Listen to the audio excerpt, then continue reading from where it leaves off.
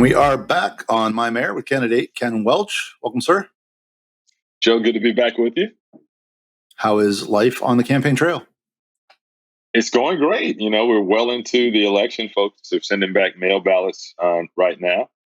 Since we spoke last time, we've had some great endorsements. I think last time we recorded, Mayor Kreisman had just endorsed me, but since then we've received the recommendation from the Tampa Bay Times and endorsements from a diverse set of individuals and groups, including SEIU Florida, the Florida Now, a national organization for women, and folks as diverse as John Morgan and former Mayor Bill Foster as well. And I'll give you another breaking endorsement that'll be out by the time this airs. Andrew Warren, Hillsborough State Attorney, is endorsing us as well. So we're really excited about the diversity of our support, and I think it really speaks well for our ability to lead our city going forward. That's great. Congratulations. So Thank you. Is our last My Mayor before the primary. I've enjoyed it. It's been 11 episodes, and I think it's been a great chance for the voters to get to know you. As this is our last one, and the voters are, if they haven't already, heading to the polls soon, we thought we'd just finish up with the top 3 things you'd like them to keep at the top of mind as they go to vote. So let's dig into number 1. And thanks to the Catalyst, this has really been great. I've gotten so much feedback from folks who've watched the My Mayor series, and it really has helped inform folks. So thank you all for doing this. The 3 things, number 1, this is an opportunity for us to shape what progress looks like for our city for decades to come. Whether it's infrastructure or neighborhoods or resiliency, this election is going to impact that quite a bit, just from the leadership aspect of the mayor and the council members who we're electing.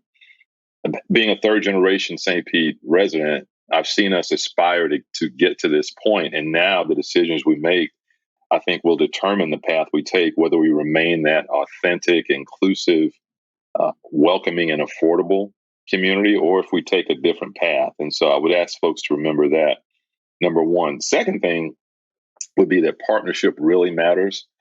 We are not in this alone. We have shared opportunities and also shared responsibilities, whether it's making our neighborhoods safer, reaching our young people. That's a shared responsibility. That's not something that the school system can do alone or law enforcement can do alone. We all have to be a part of that progress.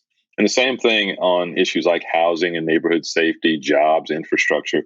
They all require all of us to be at the table and to really have an inclusive process going forward. And that's really the way that I've worked as a commissioner, and certainly will work in that inclusive way as mayor.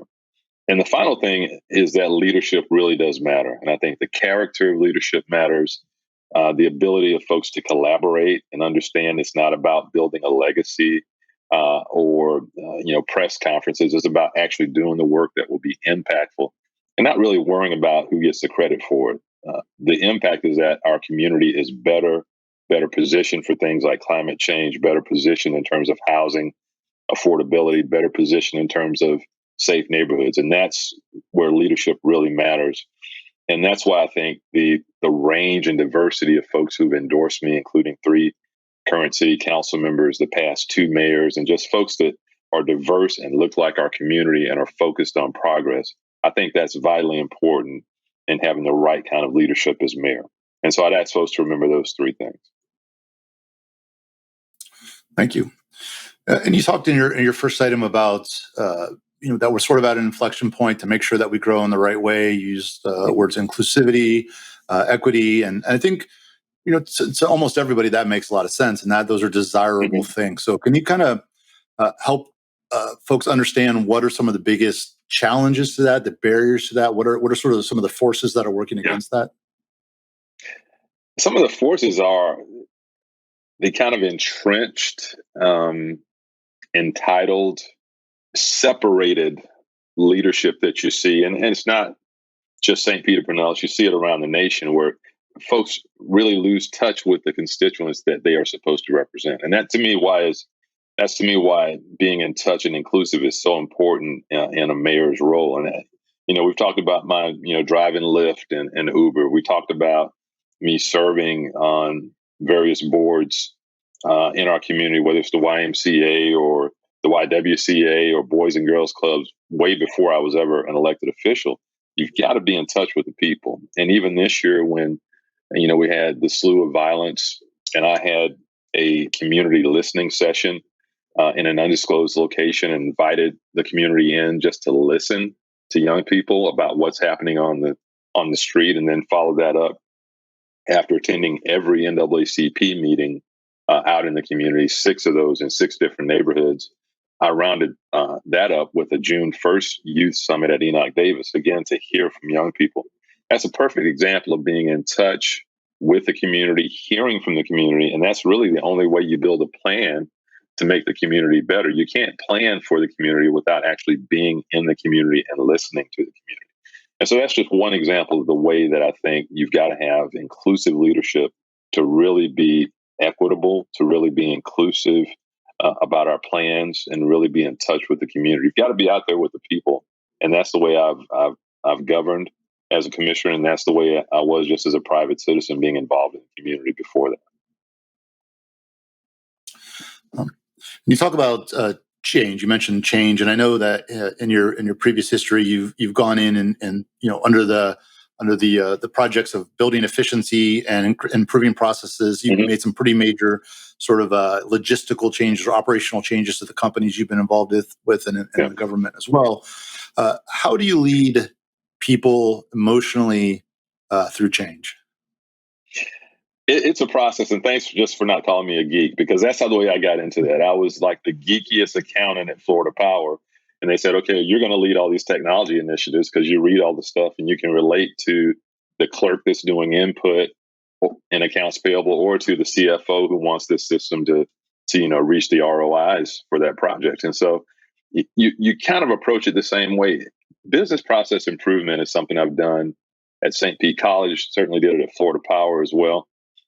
Most of the answers are already there if you just listen to a few key people, the customers, but also listen to the person that's actually doing the work. And so when I was doing business process improvement for St. Pete College for asset management, for example, who had most of the answers were the folks in the warehouses, the clerks, the receiving clerks. They knew how to make the system better. Now, the senior VP didn't have that knowledge. So you really got to go to the people that are doing the work and give value to what they're saying. But also when you're going in to insert new technology or new process, it's not a blame issue. It's not that someone's doing something wrong. And so the phrase that I use, that I actually got from one of our previous county administrators, is you don't have to be sick to get better. We're not saying the process is broken. We're saying there are ways to get better. Help us get there as a team. And that's the way I'll approach that at the city as well. That's what works. And there'll obviously be some people who don't want to embrace change for different reasons.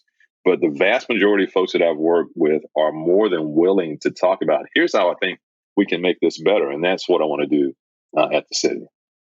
And then you also mentioned the word safety, which is, I think it's actually not been talked about as much in this campaign, with other issues taking the forefront. So kind of couple looks at safety. So when you look at just the more traditional elements of safety in law enforcement or information dissemination, what are the areas you want to go at and really look at first? And then going a little deeper into that information piece of it, disinformation has actually become a safety issue in our city. And what are some of the strategies for handling that? Yeah.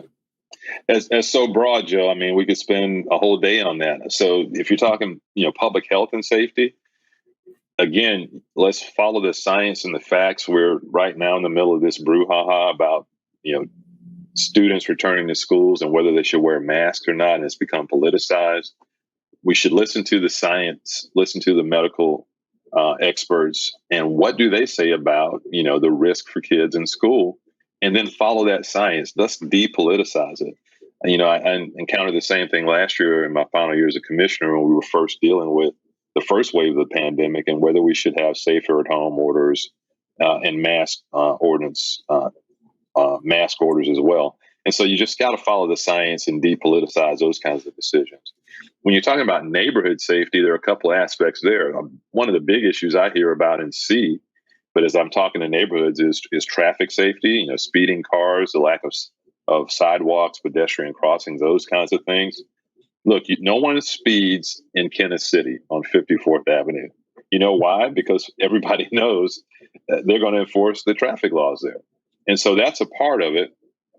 But the other part, when it comes down to gun violence and crime, particularly we're seeing with our youth, we have to find ways to connect with young people who we're not connecting with now.